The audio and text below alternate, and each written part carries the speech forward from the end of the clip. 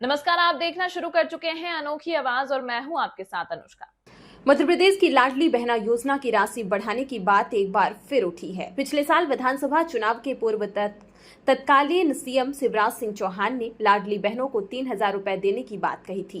BJP के संकल्प पत्र में भी लाडली बहना योजना की राशि बढ़ाने की बात कही गई थी। योजना के कारण महिलाओं ने बीजेपी के पक्ष में जमकर वोटिंग की, जिससे पार्टी की सरकार भी बन गई, लेकिन लाडली बहनों के लिए राशि अभी तक नहीं बढ़ाई गई है। यह मुद्दा अब फिर गरमाया हुआ है। कांग्रेस ने शिवराज सिंह चौहान का महिलाओं से किया गया वादा याद दिलाते हुए सीएम मोहन यादव से लाडली बहना योजना की राशि नहीं बढ़ाने पर सवाल पूछा है। पटवारी ने कहा, तत्कालीन सीएम शिवराज सिंह चौहान ने विधानसभा चुनाव प्रचार के दौरान लाडली बहनों को हर महीने 3,000 रुपए देने का वादा किया था। बीजेपी के वचन पत्र में भी यह बात कही गई थी। सरकार बनने के बाद भी बीजेपी ने बहनों को 3,000 रुपए क्यों नहीं दिए? प्रदेश में सरकार बने 10 माह हो चुके हैं, लेकिन अभी तक वादा पूरा क्यों नहीं किया गया? पटवारी बोले, मोहन यादव की लाडली बहनों को 5,000 रुपए तक देने की बात कही थी। 450 रुपए में गैस सिलेंडर देने का क्या हुआ? कांग्रेस प्रदेशाध्यक्ष जीतू पटवारी महिलाओं और किसानों के मुद्दे पर मुखर बने रहे। उन्होंने कहा कि एमपी देश की रेप कैपिटल बन गई है। प्रदेश की बेटियों के साथ दुष्कर्म हो रहे हैं। राज्य सरकार बेटियों की सुरक्षा नहीं कर पा रही है।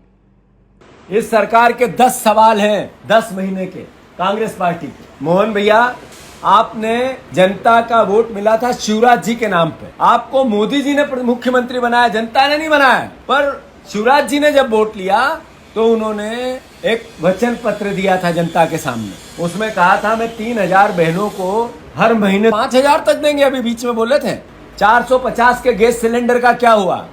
आपने किसानों को कहा था 2,700 के गेहूं के दाम देंगे। आपने किसानों को कहा था 3,100 धान के दाम देंगे। ये दूसरा सवाल क्या हुआ इसका? रोजगार के आंकड़े आप बार बार कहते थे कि हम इतने रोजगार देंगे। क्या उपाय किया है कि रोजगार मिले? सिर्फ धार्मिक प्रवचन दिए।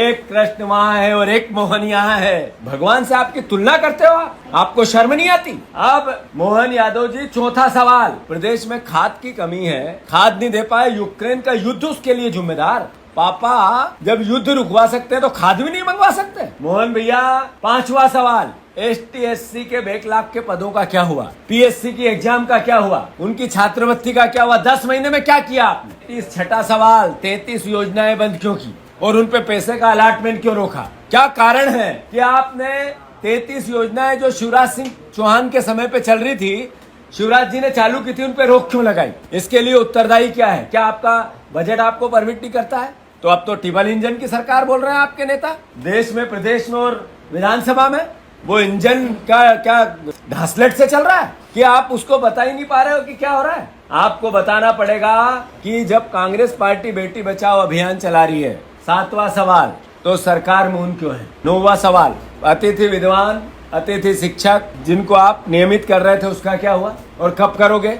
आखिरी 10वां सवाल, आदिवासी ST SC वर्ग पर अत्याचार अनाचार में मध्य प्रदेश नंबर 1 क्यों? क्या कर रही है आपकी सरकार, आपकी पुलिस, आपका प्रशासन? तो रोजगार आधारित उद्योग की बात तो आई नहीं। रेडीमेड गारमेंट से लगा करके कई ऐसे रोजगार परक उद्योग है जिन रोजगार परक उद्योगों के अंदर लेबर, जैसे 4,000 लेबर के आधार पर प्रतिभा सिंटेक्स उज्जैन में इंडस्ट्री चला रहा, या गोकुलदास, हमारा गोकुलदास वाले भी आए हैं यहाँ पे, आए ना गोकुलदास के कोई? अभी आपको तो भाषण का मौका ही नहीं मिला, इतना जोरदार ताली बजाओ, इनको भी हमने बुलवाया था। आप कितने लोगों को रोजगार दे रहे हैं गोकुलदास के माध्यम से? कहां पे? 2,000। अब बताओ, 2,000 लेबर इनके काम कर रहे हैं। प्रति लेबर 5,000 रुपया महीना सरकार आपको दे रही है और 10 साल तक देगी। ये हमारी अपनी पॉलिसियों का लाभ है। हमारे लोग इंडस्ट्री चलाए, लेकिन इंडस्ट्री आपको बिराजा, आपको बहुत आभार है। और खास बात आपने कहा वो भी महिलाओं को है। अरे भाई, हमारे यहाँ यही तो बदलाव है।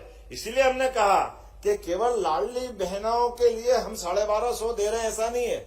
लाडली बहनों को आगे आकर के वो हमारी इंडस्ट्री में काम करे, तो इंडस्ट्री में 15,000, 10,000, 15,000, 20,000 जैसे वो काम करेगी, उसमें प्रति बहन को 5,000 रुपए का हम उनको अपना एक तरह से प्रोत्साहन देंगे ताकि वो काम करें। हमारा प्रयास है कि मेहनत के आधार पर जो जहां तक आगे जा सकता है, प्रत्येक व्यक्ति को रोजगार के अवसर उपलब्ध कराना, ये हमारी सरकार की प्रतिबद्धता भी है और ये घोषित हमारा संकल्प भी है। देश दुनिया की अन्य खबरों के लिए देखते रहिए अनोखी आवाज।